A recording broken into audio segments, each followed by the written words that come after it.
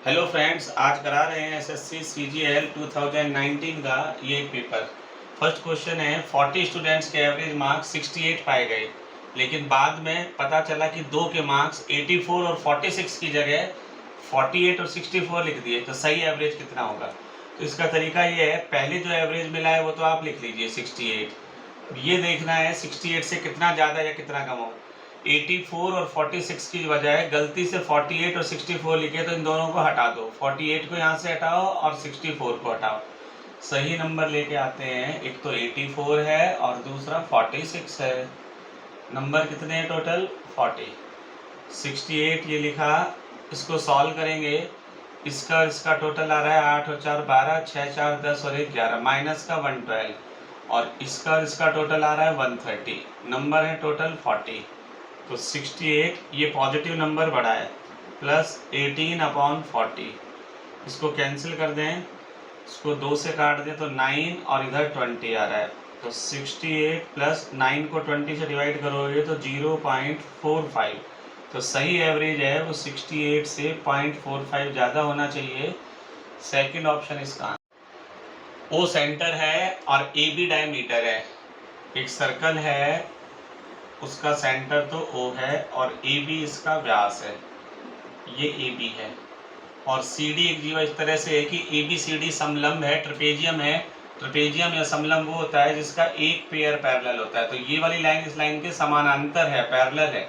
तो ये A B, ये सी और ये डी, ये एक चक्रीय चतुर्भुज हो गया, साइक्लिक क्वाड्रिलेटरल हो गया। इसके चारों पॉइंट सर्कल पर हैं। अब इसमें बी ए सी 40 बताया है, ये बी है, ये ए है, और इसको सी से ज्वाइन करा दें तो ये 40 डिग्री है। ये ए बी है तो ये सेमी सर्कल है, अर्धवृत्त है, और अर्धवृत्त में बना हुआ एंगल 90 डिग्री होता है, समकोण होता है। Angle in semicircle is right angle. अर्धवृत्त में बना कौन? समकोण। ये 90 और ये 40, 130 हो गया। तो ये आएगा 50 डिग्री, क्योंकि तीनों का टोटल 180 होना चाहिए। अब ये 50 है, साइक्लिक क्वाड्रिलेटरल होता है, चक्रीय चतुर्भुज के आमने सामने वाले एंगल्स का टोटल 180 होता है। ये 50 है तो ये 130 डिग्री होगा। ये 130 है, लेकिन हमसे सी ए डी पूछा है, सी ए और डी ये बताना है। अब ये दोनों लाइन समानांतर है।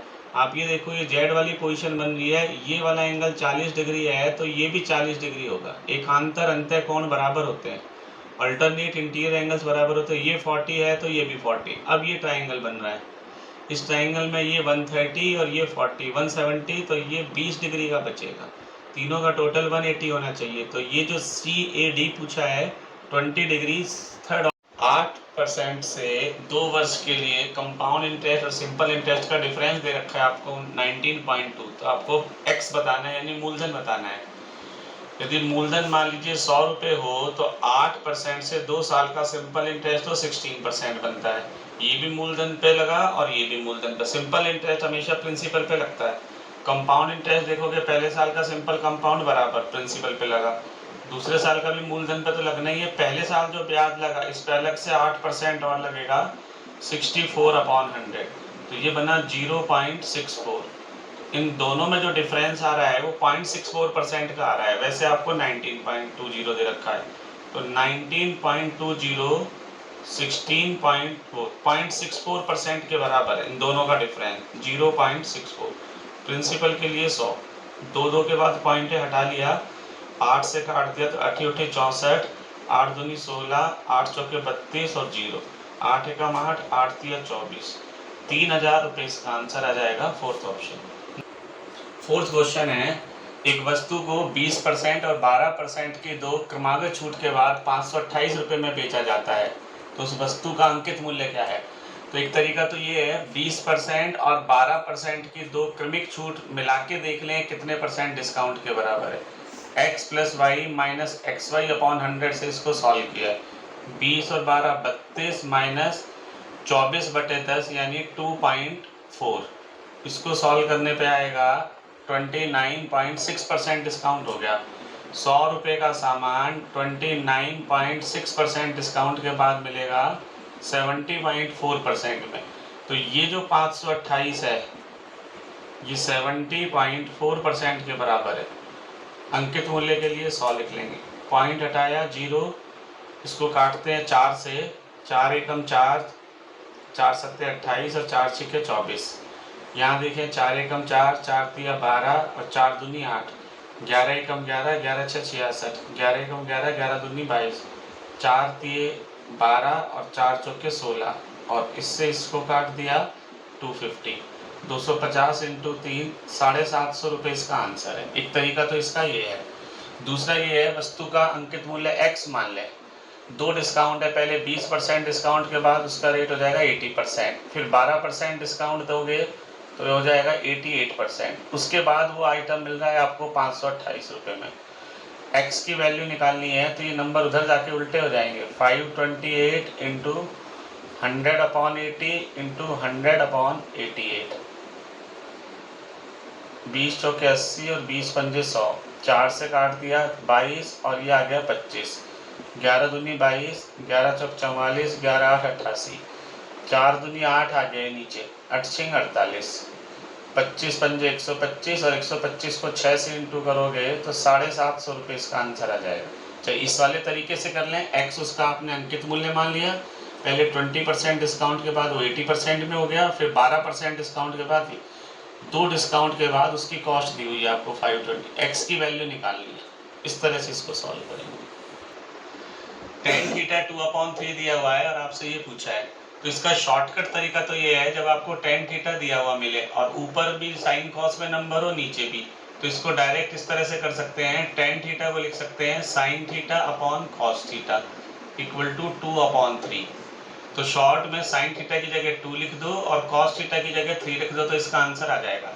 तो इसमें साइन थीटा की जगह 2 लिखते हैं, 3 इंटू 2 माइनस 4 इंटू 3, और ऐसे ही नीचे 3 इंटू 2 और cos थीटा की जगह 3 लिख देंगे, प्लस 4 इंटू 3, तो यह आ गया 6 माइनस 12 और नीचे 6 प्लस 12, -6/18, -1/3 इसका आंसर आ जाएगा। एक तरीका तो इसको ये है सेकंड।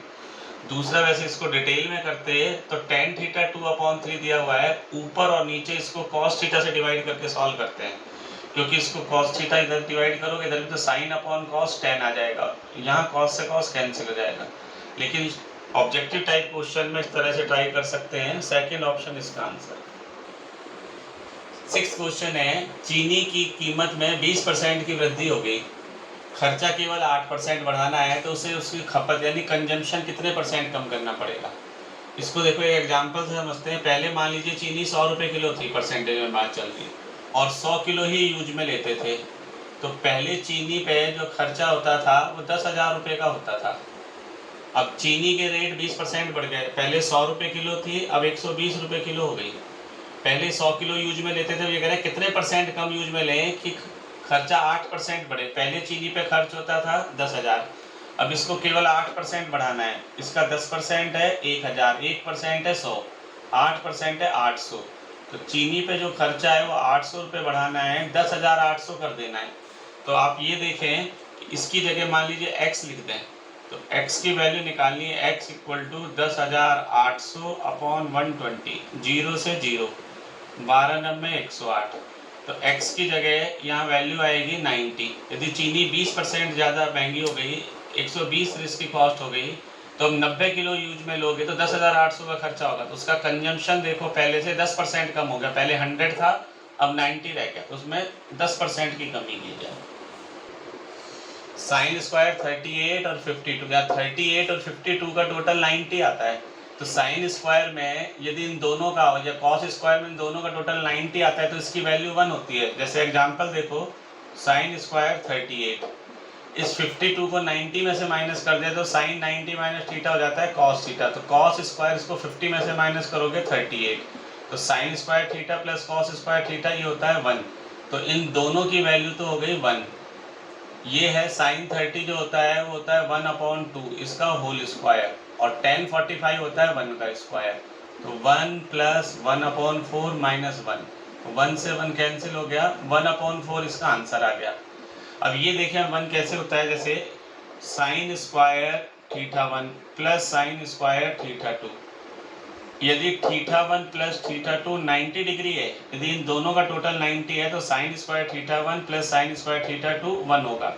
ऐसे ही cos square theta 1 plus cos square theta 2 भी 1 होगा यदि थीटा 1 प्लस थीटा 2 की वैल्यू 90 है।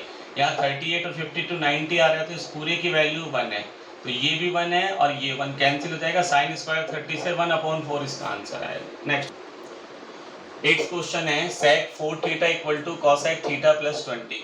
अब इस तरह के क्वेश्चन का कॉन्सेप्ट ये होता है, यहाँ तो sec लिखा हुआ है, यहाँ cosec लिखा हुआ है, या तो दोनों जगह cosec हो या दोनों जगह sec हो। हमें पता है sec 90 minus theta cosec theta होता है और cosec 90 minus theta sec theta होता है। तो इस sec को या तो cosec बनाएं या इस cosec को sec बनाएं। इस sec को cosec बनाओगे तो इसको लिख सकते हो cosec 90 माइनस 4 थीटा, और इधर लिखा हुआ है already cosec theta plus 20 degree. अब दोनों जगह cosec हो गया, इससे पता चल रहा है कि 90 माइनस 4 थीटा की जो वैल्यू है वो थीटा प्लस 20 डिग्री के बराबर है। माइनस का 4 थीटा इधर आएगा तो प्लस हो जाएगा, ये 5 थीटा हो गया, और ये 20 इधर जाएगा तो माइनस हो जाएगा 70। 5 थीटा 70, तो थीटा इक्वल टू 70/5, इसका आंसर आ जाएगा 14। दूसरा इसको ऐसे कर सकते हैं, इधर sec हो और इधर cosec हो, या इधर sin हो इधर cos हो, या इधर cos और ये tan हो। तो इसका शॉर्टकट तरीका ये है, इसका और इसका टोटल मिला के 90 बना देते हैं। जैसे 4 theta plus 20 degree equal to 90। तो 4 theta plus theta 5 theta, 5 theta plus 20 equal to 90, 5 theta equal to 70 और थीटा इक्वल टू 14। ऐसे भी इसको ट्राई कर सकते हैं। 9th क्वेश्चन है, स्टॉपेज के बिना एक ट्रेन 50 किलोमीटर पर आवर की स्पीड से चलती है और स्टॉपेज के साथ 40 किलोमीटर पर आवर। तो आपको बताना है 1 घंटे में एवरेज कितने मिनट के लिए ये ट्रेन रुकती है। तो इसका एक फॉर्मूला होता है, पहले फॉर्मूला बता देते हैं फिर इसको कॉन्सेप्ट से करेंगे। इसका फॉर्मूला होता है चालों का अंतर, डिफरेंस बिटवीन स्पीड, चालों का अंतर अपॉन बिना रुके चाल, या स्पीड विदाउट स्टॉपेजेज, बिना रुके चाल इनटू 60। तो यहाँ देखो चालों का अंतर है, एक 40 है और एक 50 है, इनका अंतर है 10। विदाउट स्टॉपेज है उसकी स्पीड 50 इंटू 60, 0 से 0, 5 से इसको कट गया, 12 मिनट इसका आंसर आ जाएगा। इसका कॉन्सेप्ट ये है, बिना रुके जाए तो ट्रेन की स्पीड 50 किलोमीटर पर आवर है और रुकते हुए जाए तो उसकी स्पीड 40 किलोमीटर है। तो 50 और 40 का एलसीएम लें तो मान लेते हैं ट्रेन को 200 किलोमीटर दूर जाना है। यदि बिना रुके जाए तो 50 किलोमीटर 1 घंटे में चलती है, तो 200 किलोमीटर जाने में उसे 4 घंटे लग जाएंगे, और रुकती हुई जाए जगह जगह तो 200 किलोमीटर वो 40 की स्पीड रहती है उसके एवरेज, अब वो 5 घंटे लेती है पहुंचने में। अब आपको ये पता है जब वो वहाँ पहुँचने में 5 घंटे लेती है और बिना रुके चलती तो वो 4 घंटे में पहुँच सकती थी, यानी कहीं भी पहुँचने में वो 5 घंटे लेती है, तो 5 घंटे में टोटल 1 घंटे रुकती है, क्योंकि बिना रुके चलती तो वो 4 घंटे में पहुँच सकती थी। जब 5 घंटे में टोटल 1 घंटे का स्टॉपेज है तो 1 घंटे में एवरेज कितना रुकेगी, 1/5 आवर्स, और इसके मिनट बनाओगे तो 1/5 इंटू 60 मिनट। इसको सॉल्व करने पे 12 मिनट इसको आ जाएगा, थर्ड ऑप्शन आंसर। फिर 10th क्वेश्चन है, इसको बोडमास रूल के अकॉर्डिंग सॉल्व करते हैं। सबसे पहले ब्रैकेट के अंदर जो नंबर है और ब्रैकेट के अंदर भी जो सबसे पहले डिवाइड का निशान है, 3.2 को 0.1 से डिवाइड करेंगे तो एक एक के बाद पॉइंट है तो पॉइंट हट जाएगा, 8 से 32 कट जाएगा 4 बार, 4 को 5 से मल्टीप्लाई करना है तो ये है 4.5 माइनस 20 प्लस ये 3 इंटू 4 अपॉन 6, 2 दूनी 4, 2 3 अच्छा 3 से 3 कट गया, तो 4.5 माइनस 20 प्लस 2, तो 4.5 और 2 हो गया 6.5 माइनस 20। एक नंबर नेगेटिव एक पॉजिटिव, तो इन दोनों का जो डिफरेंस है वो आ जाएगा 13.5, और ये माइनस वाला नंबर बड़ा है तो ये माइनस। फोर्थ ऑप्शन इसका आंसर।